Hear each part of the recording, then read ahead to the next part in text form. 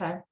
Well, good afternoon. My name is Tracy Nyer. I'm with the Virginia Small Business Development Center Network. For those of you who are not familiar with our organization, the Virginia SBDC is a partnership program between the U.S. Small Business Administration, George Mason University, and local host institutions throughout Virginia. With 27 locations across the Commonwealth, we provide training and technical assistance to small businesses in their local communities. Our one-on-one consulting services are available at no charge. Today's webinar, Putting Your Data to Work, How to Harness the Power of Sales Analytics, is presented by the Virginia SBDC Network and the Craft Beverage Assistance Program. We're recording today's presentation and will be posting it on our website, virginiasbdc.org. Due to the large number of participants, everyone's microphone is muted. If you have any questions during the presentation, you can type those into the Q&A box, and we'll also enable the live transcript function, which you show or hide via your meeting controls. And now it's my pleasure to introduce our panelists for today's session: Ben Lewellyn, founder of Full Count, and Chris Van Orden, manager of Craft Beverage Assistance, Virginia SBDC at George Mason University. Please join me in welcoming our panelists for today. Awesome. Well, thank you so much, Tracy, and good afternoon, everyone. Thanks for joining us for this conversation about the ways in which alcohol producers can put their sales data to use. As Tracy said, my name is Chris Van Orden, and I'm the manager of the Craft Beverage Assistance Program at the Virginia SBDC at George Mason University. The CBA program is designed to provide industry-specific guidance to Virginia's craft beverage sector. So today's program is going to be a free-flowing conversation about employing data to drive your sales strategy as a craft beverage business. You can enter any questions you have in the Q&A function, and we'll do our best to answer them either during the webinar or immediately after in the Q&A section. So I'm excited to introduce my speaker today, Ben Lewellyn, who's the founder of Full Count Analytics. After spending over a decade managing wholesale operations for growing craft beverage production companies, Ben launched his own analytics firm where he helps companies make smarter decisions through the use of data. Welcome, Ben. Thanks so much, Chris. Thanks for having me. Yeah, absolutely. So first things first, what data sources are actually out there? What data can a producer access, and how, and what's beyond their reach? I think of that in two big buckets. There are many different types of data, but on the wholesale side of the business, you typically have access to depletions data, so sales to the back door of a retail account, and then consumption data, so the sales through the register at a retail account. On the depletion side, you typically have access to that through your distributors or whichever warehouses through the three-tier system you're working with. And then there are aggregators of depletions data like VIP or Encompass or other providers that will aggregate all of those different sources and give you access to them. On the consumption side, this is things like IRI or Nielsen.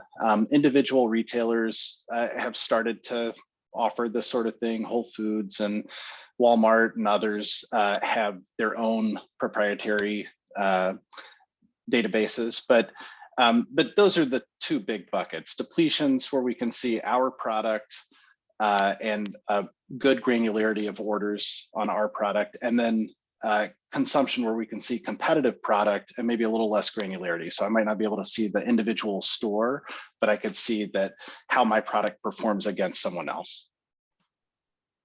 That's very helpful. Thanks, Ben. And I appreciate you kind of using some of the terminology that people may encounter. Again, depending on the industry, sometimes these things are phrased differently. So it's important to understand when we're talking depletions, that which stage of the sale, since we're working through the three-tier system, it's not quite so linear as some other fields. So sure, and it's worth offering too that other people refer to sales and they mean shipments, so the sale from the supplier to the distributor. And so there are a lot of different stages along the way, and you can kind of think of that as like the arrow in the flow chart. What is the name of that arrow, so to speak? But where you're doing your real analysis is as close to the consumer as you can get. So rather than I'm shipping pallets to my distributor, you'd like to get a little closer than that to figure out what's going on. Absolutely. Yeah. Ideally, if you are selling your product to a distributor, you know what's at least going to them. Otherwise. Right. Yeah. So with all that in mind, what are some key measures that a producer can look to in order to assess their wholesale performance, especially if they haven't yet developed a kind of data-driven sales strategy? Sure. I think of this as a simple equation of, customers times purchases equals sales, right? So if you don't feel like you've delved deeply into the data and you're not sure what's going on, you should be able to reduce in your own mind some proxy for each of those things. So you might think of that as the number of buying accounts or doors that carry your product times the rate of sale that they pull through a given product. There are a lot of different proxies that you can use even beyond those, but that's a great starting point to just understand what is the type of business you're trying to lead, and everybody is going to have a different route to market. There's not a good one or a bad one. There's your specific one that you've chosen, and so I think that's the crucial part of determining your strategy, is figuring out how you think you'll achieve your sales goal is through one or another end of this sort of equation. And my general advice is that if you're making an annual business plan, your ABP with your distributor partners, if you can highlight in a single slide for every one of your SKUs, say by quarter, the points of distribution goal or some proxy for the customer and some proxy for the rate of sale or velocity, then I think you've gone above and beyond most of your competitors, right? That's a great, if you get nothing else out of this conversation, that's a great foothold in any ABP. Yeah, absolutely. It's important to note, right? As with everything else within this industry, it's really hard to compete against the national or international corporations. You're playing a different game than them. So just being sharp to the extent that you're able is really valuable. It makes you stand out in a crowded space. So talking about a data-driven sales strategy, what does that look like when we I feel like that's kind of a buzzy term, data-driven decision-making, that kind of thing. What does it mean to have a strategy that's data-driven? I think it's about taking control over the direction of your portfolio or brand and market. And so finding a specific path to achieve your goal that's maybe a little bit more granular than I want to increase the number of doors, or I want to increase the rate of sale, or I'm confident in those two things happening, or something like that. That's a starting point. But I think when I advise clients, I'm talking about going a level deeper typically than that, into what you might think of as volume drivers or value drivers. So if we broke apart doors, for instance, and that's our starting point in the equation, we broke that apart into existing and new, right? I'm now able to highlight for my distributor partners or my sales team that this is where I want to focus, is I want to add new doors over our existing, or maybe it's that I want to add more placements per door, so density on a given buying account. And again, whatever you choose is fine. You can commit to this and you can have a great brand built around succeeding in this fashion, but it is about making that choice. And I think what being data driven is letting the data inform your decision making on which choice you make, and helping to unlock or reveal some of those opportunities inside of the data. You may find that you're under distributed in outlying markets, or that one brand stands out away from town or versus in town.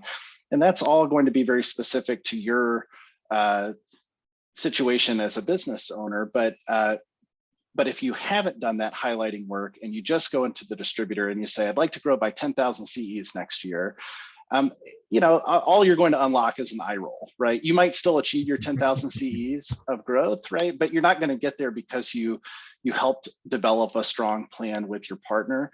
And so that's what I think of when I think of data driven. It's, you got to get into the information, which is at your disposal to some degree or another, and use that to help unlock a more specific path so that you can guide them and really measure performance over the course of the year.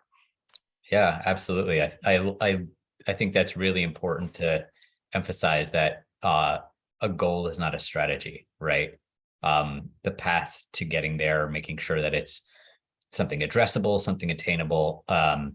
You can't say 10,000 more CEs being case equivalents for that's in the beer space. If you're not in the beer space, you probably have different lingo, but right. 9 L's. That's what, yeah.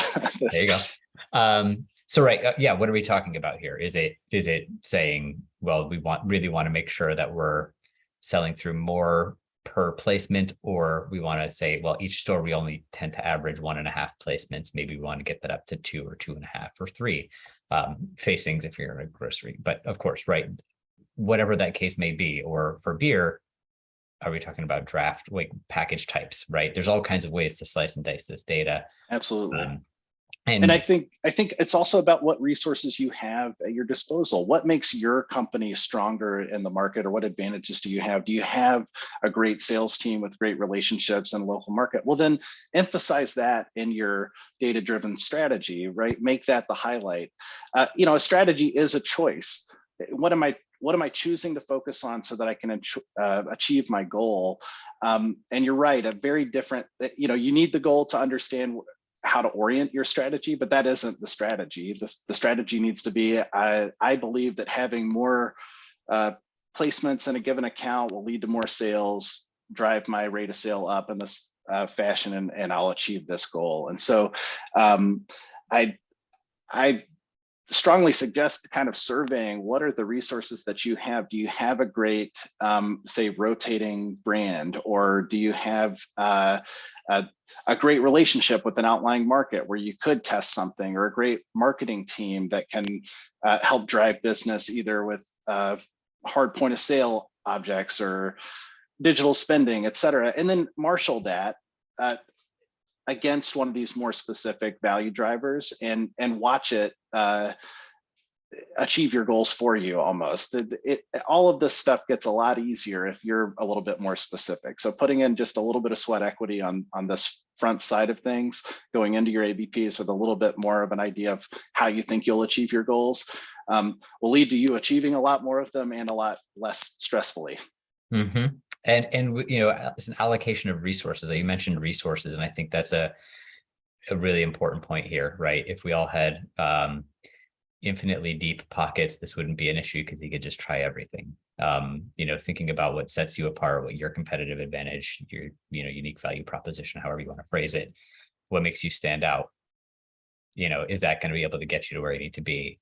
Put your resources there, and then articulating that is a big part of it. So, right. So let's say somebody has some sort of strategy in place now, and they start to implement it. What can that producer do when it comes to data to assess and performance, diagnose, and ideally resolve issues out in the market? Kind of what happens when you get from the sort of ideation phase into the lived world here?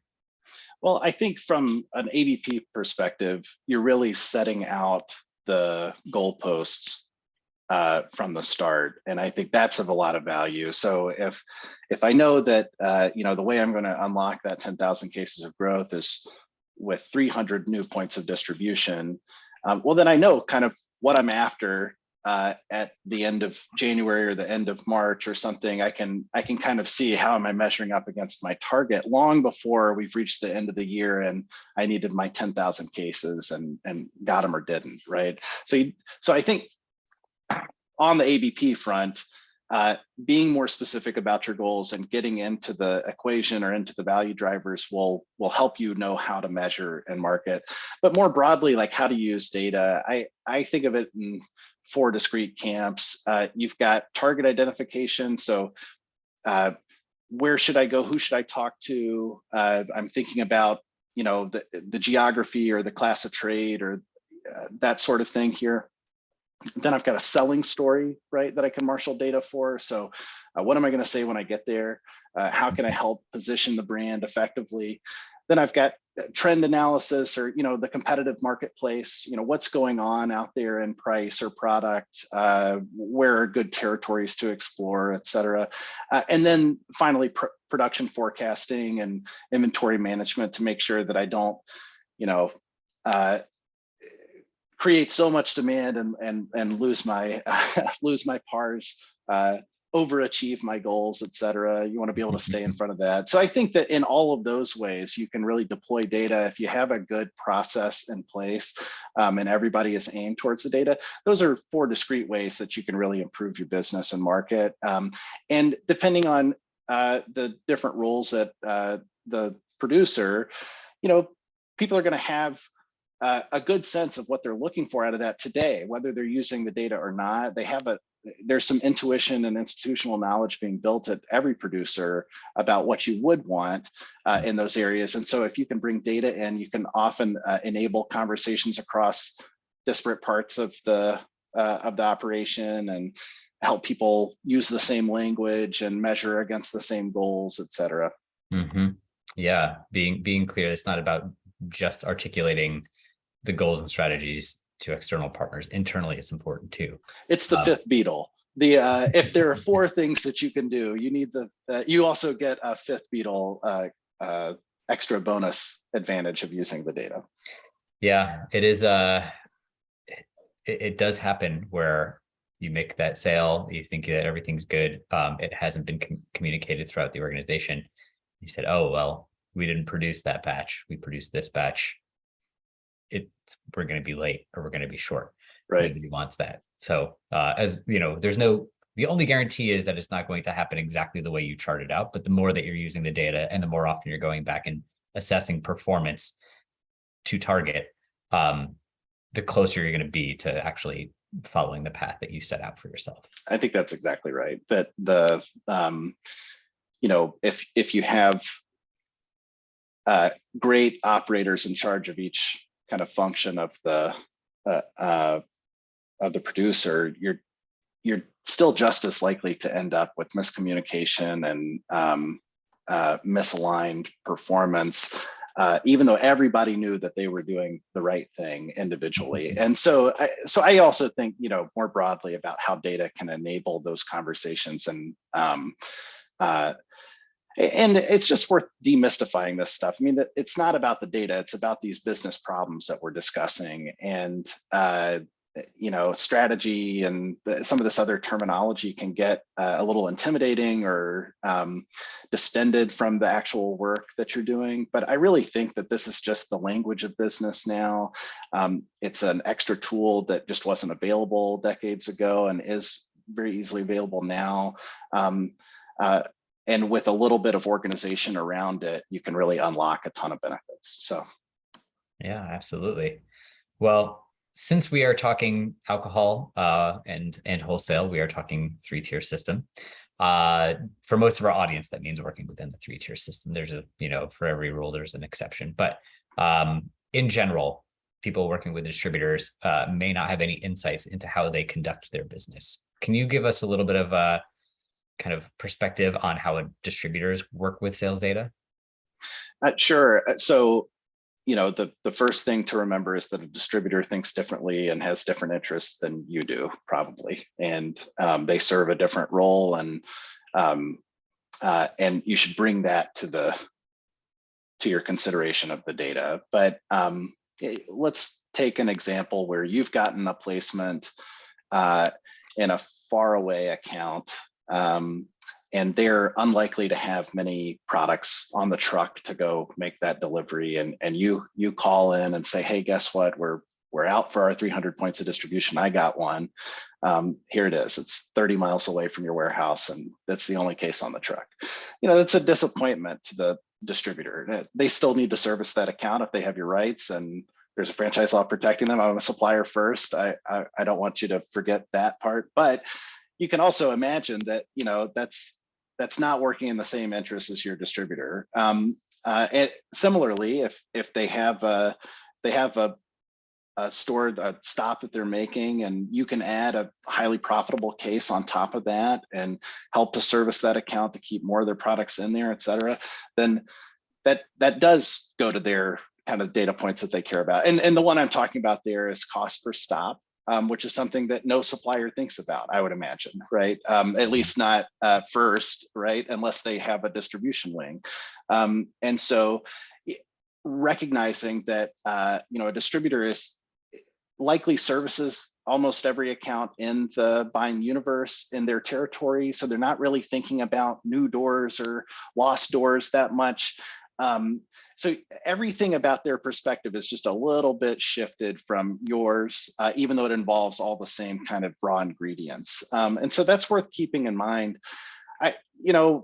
Distributors are hard to wrangle. They have dozens of brands typically, and I think of it as a lot of chirping birds, right? People who are asking for attention, and they need their brand covered just as much as you need your brand covered in these stories. And so you can use data to help focus in on what matters to your business and stand out from that group a little bit.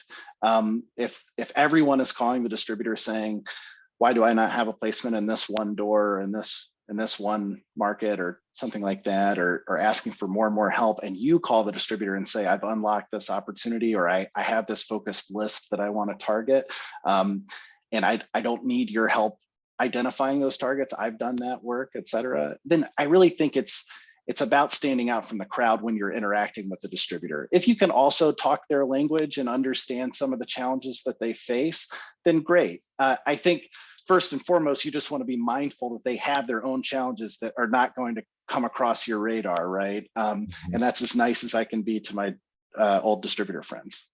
How'd I do, Chris? Was that nice enough? Yeah. Are there distributors on the call that I'm sure there are, and representing them? There's distributors of all sizes, and it's completely, I mean, they're running a business as well.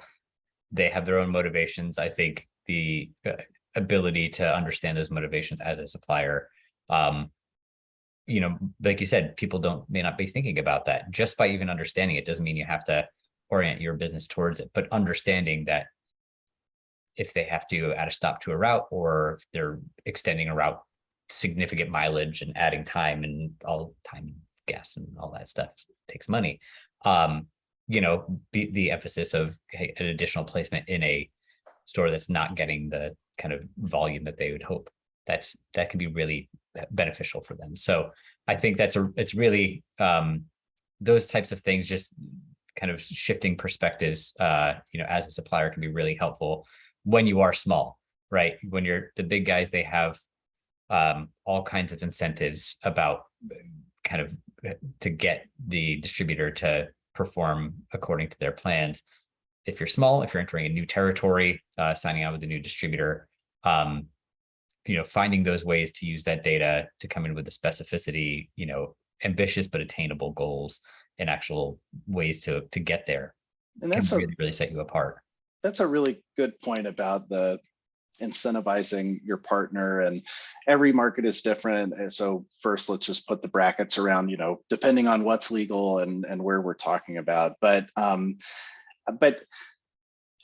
lot of people I've worked with are surprised when I tell them that if a distributor offers you, say, a volume incentive, if we only pay out if we achieve X volume growth over last year, or X volume total, why would we not want to say yes to that? So my general advice to everybody is write your own incentives, right? You're going to be able to target what you're after a little bit more. And my general response about the avoiding the volume-based stuff is that you're missing a big opportunity to deploy a tool against those specific value drivers that you care about. And while that volume is great, it's likely fleeting, and you're really kind of playing into a very short-term kind of perspective on your own business, where the whole point here needs to be about wresting control back to you in a crowded marketplace, so that you can highlight what you're good at, what makes you stand out to the consumer, et cetera, et cetera. And so if you care about placement density, if you care about more SKUs per door, incentivize on that, right? Don't waste an opportunity. That's a tremendous tool to use with a good partner. And you would hate to miss out on that just because we said yes to the other thing. If they're open to it, to putting you on their plan for the year, then highlight what's important to you there. I think it also helps to drive home to that distributor partner that you really do mean that focus, that really is important to you, and you really do believe that is a lever directly to volume. even though it is not literally volume, right? And so you're taking on a small amount of risk, but you're demonstrating your commitment to that strategy that you've outlined, and maybe unlock a little bit more focus or determination from your partner. And I think you likely will have a better idea of how you sit in the market,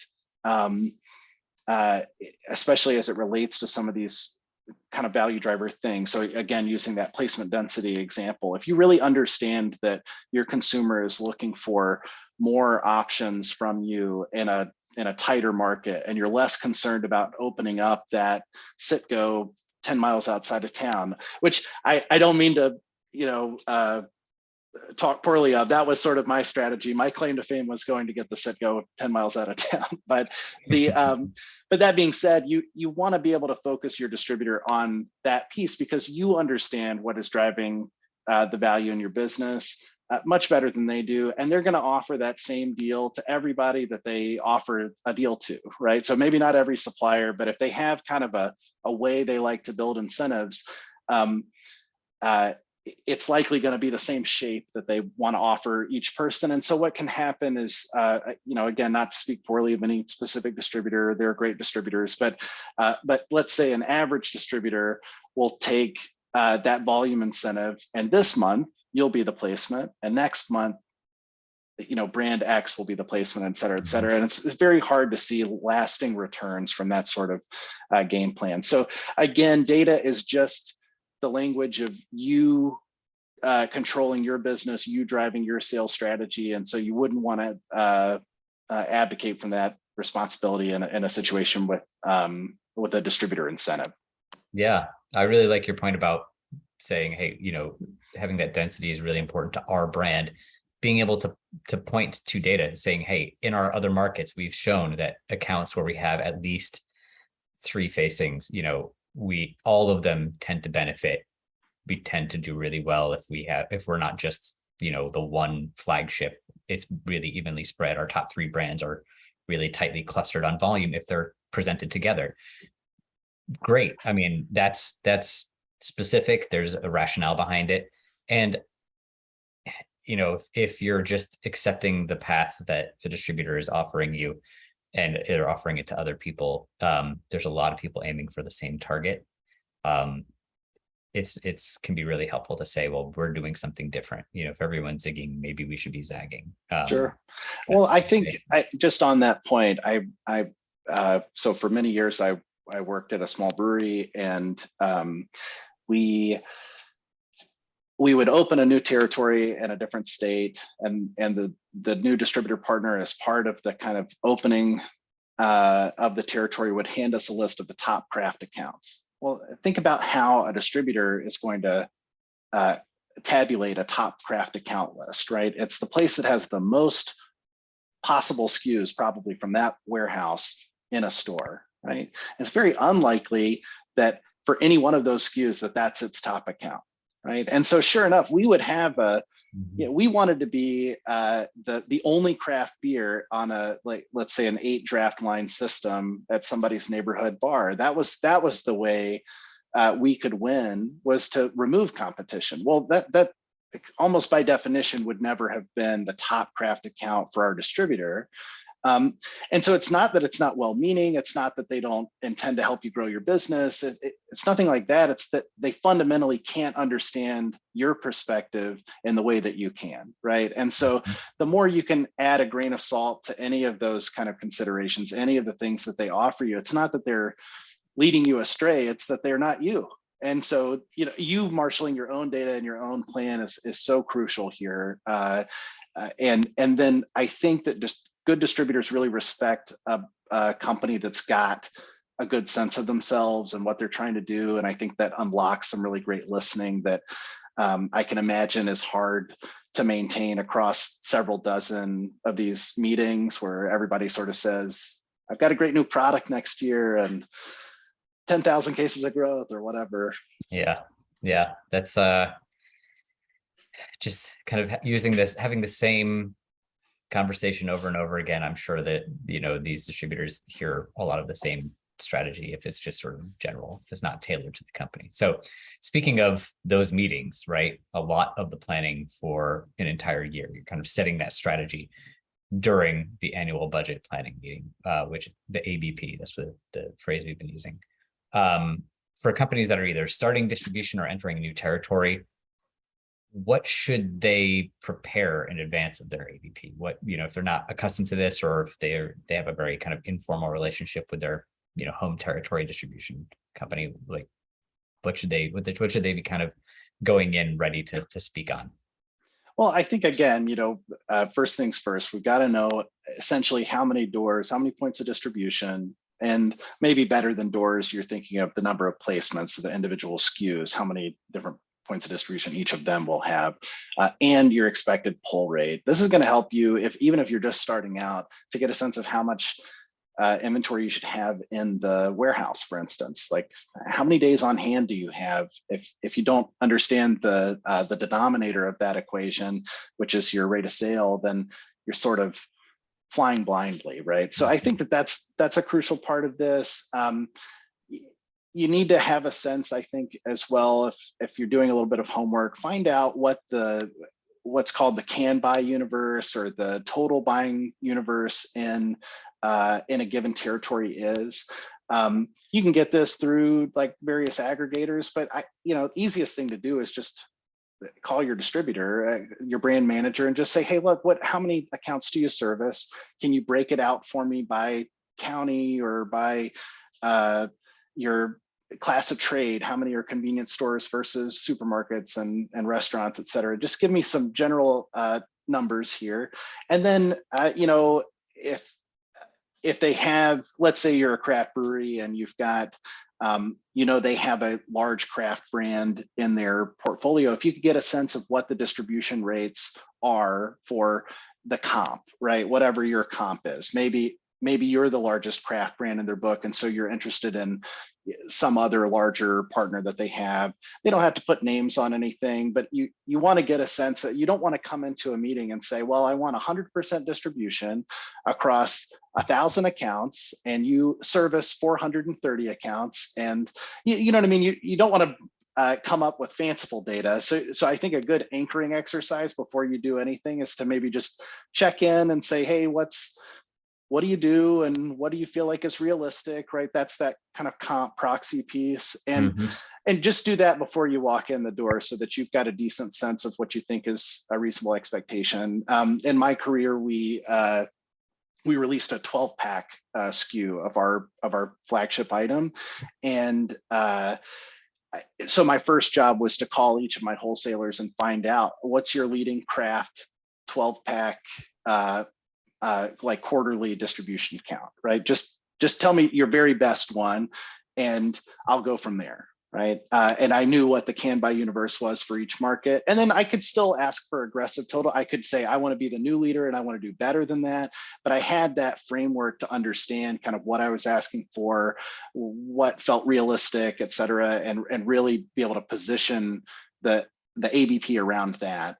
And then more deeply into the ABP, right? You want to think about, Chris, I thought your point was a great one about SMART goals here.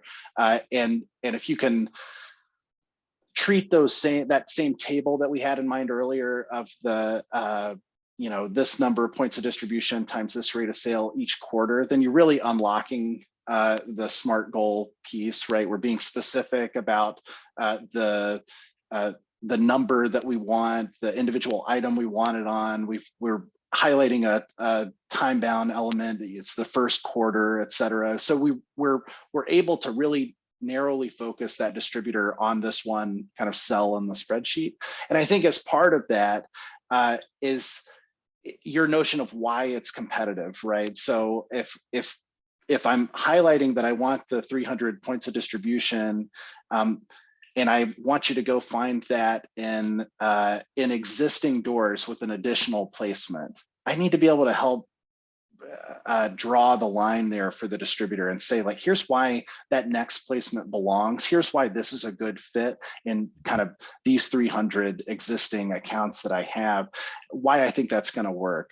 And And so I think highlighting that piece and having a little bit of sort of like a thematic organization to what you're doing, we're building this brand in this specific class of trade, convenience or pizza places or whatever, and we're marshaling our resources around that and deploying them in this fashion. I think that sort of preparation for your ABP really takes you from if you're a B plus, if you just bring your actual goals, which a lot of people don't do, you're an A plus if you can say, here's how what we're doing is going to help achieve them, and why we need to get away from even just the 300 pods and pods being points of distribution. So 300 of those, well, I can really specify it's this many draft lines if you're a brewery, or this many on-premise placements, this many off-premise placements, it's in these counties or those counties, et cetera. And then here's kind of globally what I think is going on with my brand. Here's what I'm doing in the off-premise or the on-premise. Here's what I'm doing in town or out of town, et cetera, and how I'm sending my team out to help you achieve those goals. Yeah, absolutely. I like that you both mentioned the why and the how, right? Saying like, here's our goals, and SMART goals for people who aren't familiar. It's all caps acronym: specific, measurable, achievable, relevant, and time bound. So when you come in with those goals, making sure that like, it's not just, oh, our goal is this. It's saying, well, it's got to be achievable, right? That goes to the, total addressable market here. It doesn't make sense to have something that's impossible to achieve, all of that. So there's the why of all of that. Here's why that's important to us. And then there's the how. Okay, well, here's how we get there. What's that? And I think some of that is, what are you bringing to the table? What resources are you deploying to get yourself there? It's distributors are not, even though they have sales teams, they're representing so many brands that you're always going to perform much better if you give them resources. Sometimes that's people, but there's all kinds of ways to help the distributor move volume. I think that's right. I think you've got this sort of mutually agreed upon goals. If you've been to a CBC or the equivalent before, you've heard that phrase. This is always the first advice people give you on the ABP. So I'm sorry to wait till minute 38 to give it, but but you want your partner to see eye to eye with you. This is what we're trying to achieve, right? So there's nothing wrong with that, but that can be a little bit harder to unlock in practice than it seems. And so I think there's nothing wrong with making sure you're aligning your resources to partners that are agreeing with those plans, that are participating in that mutually agreed upon goal kind of framework. And so those resources are multivariate. You've got allocated product, for instance. People don't think about deploying that in that fashion, or of course, salespeople. How much time and labor are you committing to a given market, and in what shape? How much spend or advertising, et cetera. So there's a lot of different ways that you can kind of set a governor on this as well, and like bring some agency back to your end of the table. Again, I don't mean to cast the distributors as a negative actor here, but they are the people who you're sort of negotiating this plan with, right? And you need to, I think the first major thing you need to do is help communicate a clear plan that is that excites them and helps them see, yes, this is how we can grow. But then I think beyond that, right, especially in year 2 or year 3 of you having this great data-driven strategy, and you're asking for more and more interesting takes on the business, I think you need to also recognize that you have resources, even if you don't think of them that way, that you can align against your goal and make sure that your partners see that you're committed to this path forward. Absolutely. It can feel very imbalanced as a small producer working with a distributor that has a big book or portfolio, lots of brands. Well, how am I possibly going to get their attention? It can feel difficult. It's a very crowded marketplace, but especially as you've gotten that traction, once you're established, getting some traction, thinking about everything that you have. I mean, you mentioned allocated product. That's a great thing, is to say, hey, we're only making this much. If we get to this point if we hit this many units for our flagships at a certain time of year, then we can bring more over, or incentivizing sales performance, or having what's called post ops, right? Basically saying there's going to be months where we're going to be on the shelf more affordable to try it at a kind of cheaper or reduced rate. That, like, there's all kinds of tools that are out there. And again, in this space, wherever you are, whatever your industry, absolutely make sure that what you're doing is above board. You don't ever want to get anywhere near the line about what is not permissible in this space. But there's lots of strategies that are out there. Even just saying, hey, we want to have you out to having your team out to the to the facility to understand our brand better. Doesn't have to be a major outlay. So there's all kinds of ways to kind of incentivize performance. You're bringing your assets. It's obviously great product is it'd be nice if that was sufficient, but there's lots of great product out there these days. It's no longer a time where just anything that tastes good is so hard to come by. So well, and think of the kind of heartburn induced by relying on your great product. I mean, because plenty of people have achieved their goals. Maybe a lot of people on this call have achieved their goals just by having phenomenal product, but you haven't known really that you were going to do it, and you haven't really known how you were going to measure that along the way. And so unless it all hit in January and you run a normal calendar, then it's really hard to have the solace that comes with a good plan, where I can say, hey, if we're not meeting our number, I should be able to check one of 4 places and see, am I measuring up to what I expected to be? And then what resources can I deploy against that one piece to help achieve it, right? And so I would, even if you've got great product, I mean, what a great starting point, but why stop there just to keep things interesting, right? Like, I think that you would maybe want to systematize a little bit more. I think this is in no way related to having a bad product. I think this is how great manufacturers achieve their goals. And especially as you get further from home, right?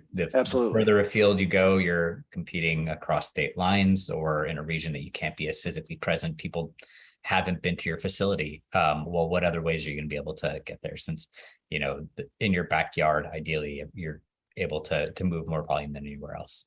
I think that's exactly right.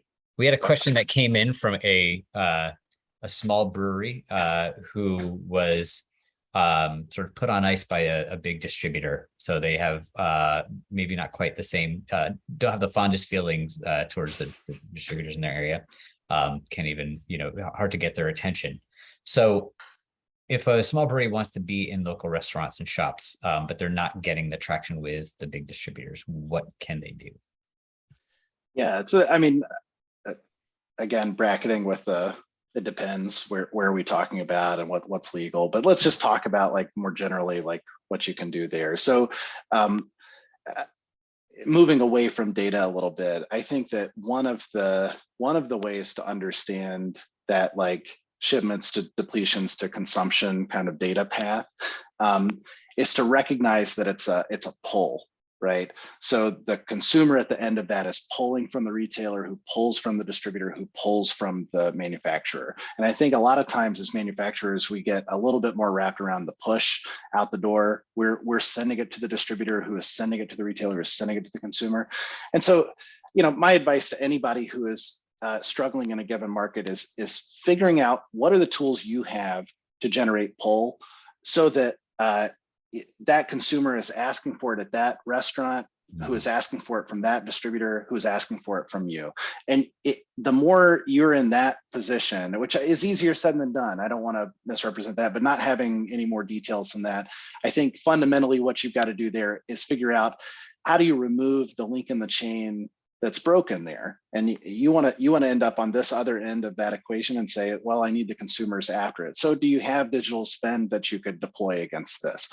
Do you have a way to do, say, staff trainings in and around that account, et cetera? How can I get the staff at that individual spot to help push the product or talk about the product, help generate demand? So I think fundamentally in a situation like that, where you're dissatisfied with velocity, target where the velocity really comes from, which is the consumer. So how close can I get to that consumer and do that? Don't worry too much. The distributor can't generate velocity. Now they can stop you from getting a point of distribution, and that can be maddening. I get that, and there's a lot of ways that can be kind of couched such that it doesn't seem like it's breaking any contracts. So I understand that, and I understand what it's like to be put on ice, and I get all that. I think fundamentally, if you're committed to being in that market and you see no other way to distribute the product except for through that distributor, then your job is to get over that basic problem and focus on generating consumer demand such that the distributor has no choice but to act. You can document this and prepare. We're getting farther afield, but you can start to prepare a case if you feel like you need to do that. You can document this with retailers going on record saying they're trying to order a product and not getting it, et cetera. But at that point, you're really sort of like one call away from the lawyer, right? And if that's where my experience is no longer very valuable. I think that if you're trying to get a good, healthy, organic market, figure out how to generate demand. You got to make a great product, have a great price, get it in front of people, et cetera. So a lot of different levers inside of that, but fundamentally, that's how I think you fix your problem there. Yeah, and it's a whole separate discussion about, getting the attention of a distributor. Obviously, there's all kinds of laws in place about the relationship between producer and distributor. You have your franchise states where it is very, very hard to break up with a distribution partner. You have to basically demonstrate that there's like some sort of negligence happening there. Right. And if you've gotten to that point, I mean, there's no, again, I don't mean to sound far away from the supplier, but that will come at such a great cost if you have to exit a relationship like that. So much better that you focus on healing it. And I realize it takes two to tango, but if you've gotten to the point where you're really like figuring out how to get out of that contract or something, and it's going to require leaving the market or paying, back sales, et cetera, like you're really in a big mess. So I think if it boils down to, say, a salesperson who just has the wrong taste in their mouth about your brand and is kind of messing with your performance and market, if it's a brand manager he'd rather not work with or something, if it's kind of down at that level closer to retail, then figure out how to make them a little less important in the chain and make the consumer king again, right? That's the trick there. If you've gotten to the point where the ABP is, in two rooms connected by phone with attorneys in between or something, right? Like, then the data-driven strategy is less important at that point, I guess is all I'm saying. Damage control, data can only take you so far. But, and in terms of trying to think about winning a distributor, getting signed on, in a lot of places there aren't many options. I think emphasizing ways to capture demand, to basically say, hey, we've got accounts who have asked us about this, and saying, here's 10 emails that I've said, I want this product. How do I find it? I don't have a solution right now. You can be that solution. Presenting that relationship that way as much as possible. And then pulling, every other lever you have, right? Saying, well, we have incredible sell-through at our tap room experience. That's really useful. If you've won awards, touting that as much as possible. I mean, it's a bit of a difficult, I don't want to emphasize anybody build their brand based on user ratings, because that's a tough thing to do. We all know some of those apps that are out there and how fickle those can be, and it's not really representative of the market. But if you perform well on that, leverage that. And also, like, being aware of other distribution options that are available currently, right?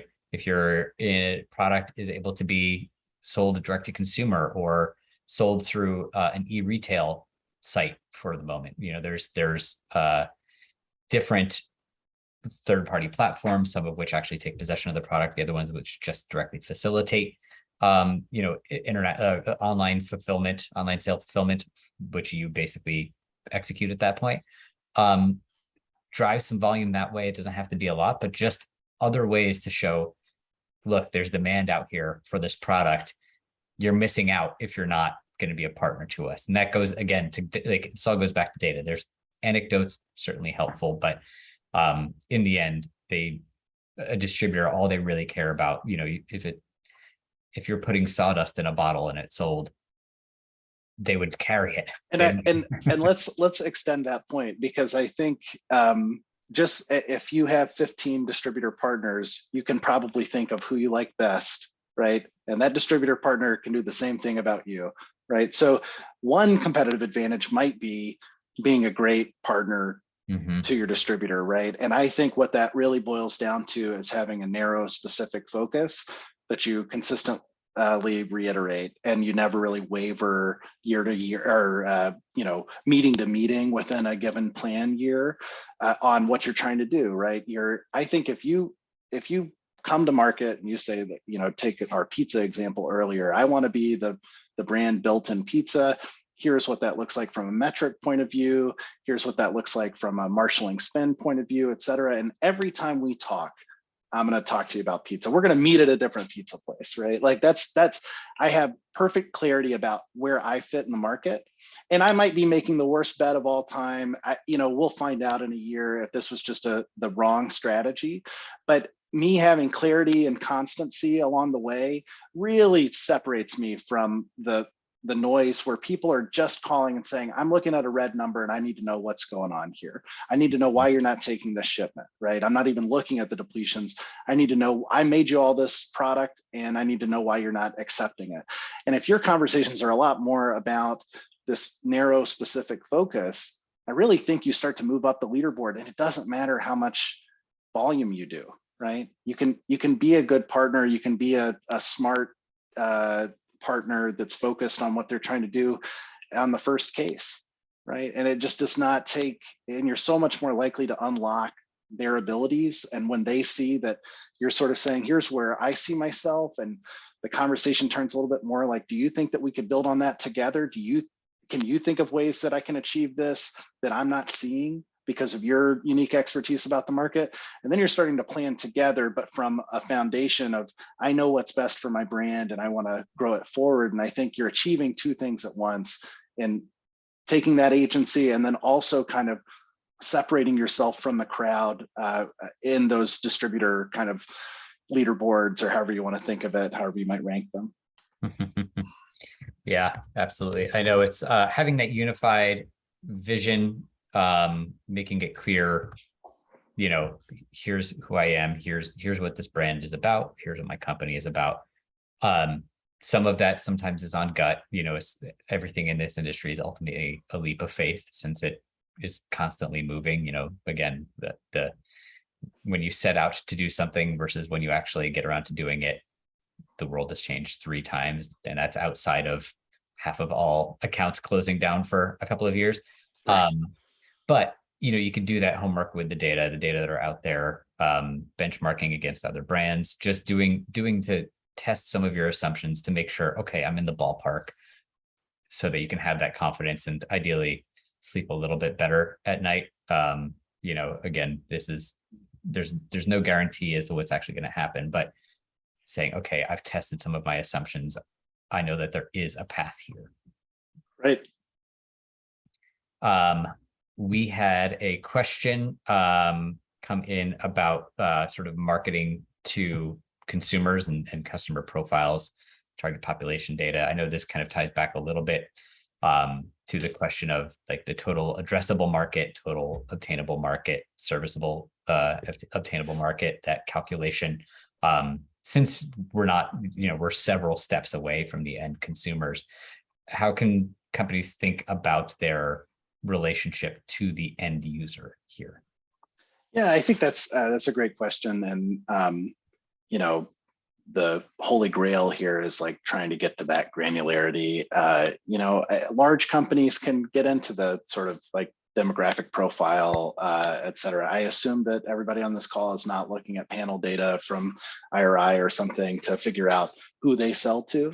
And so I think that, the tools that you have available at a smaller scale are going to be probably a little bit more like social media focused, et cetera, trying to like test out some different messaging or test out some different techniques within those tools to see if you can figure out who it is that's buying your product or how you might encourage them to buy more. And of course, like you're seeing only a portion of the data, right? These are people that might interact with an app like that or something.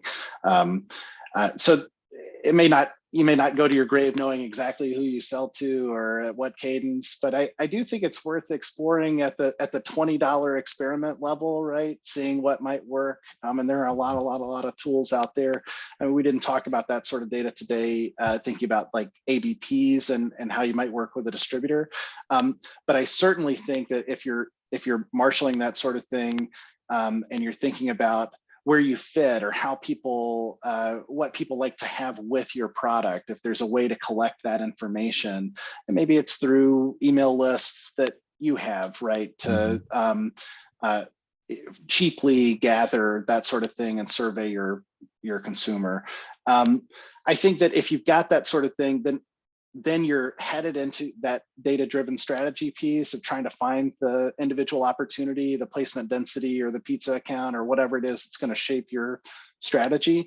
I think you're just that much more confident in your bet that you're making, and that's going to read really well at your ABP. That that your distributor is going to recognize that this is not a fly-by-night, just guess, right? I mean, like you're saying, everything is an informed guess in the sense, and I would say in every industry, but yeah, it's CPG, it moves fast and it's hard to keep track of it, and alcohol even slower on the producer side. So I would say that, you don't want to live and die by what you can figure out in these like narrow paths to the consumer data. But I think that if they can help you build confidence in a specific path that you're taking to market, then all the better. And I think that will show up in your distributor conversations for sure.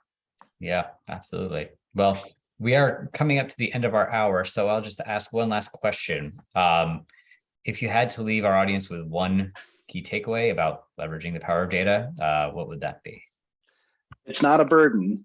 It's a opportunity for a competitive advantage. That's the big thing. Don't archive or delete that spreadsheet email that you get and you're like, what am I supposed to do with this? There's a lot you can do with it to help drive your business, and anything that helps you have more agency and control over the destiny of your business, it makes it better off for your company. I'm convinced of that. And so, yeah, doors times velocity, and don't avoid the data. Those are your two takeaways for the price of one. I love it. Awesome. Well, thanks so much, Ben, for those great insights. And thank you all for joining us for today's discussion on data analytics. Each month we host a new session in our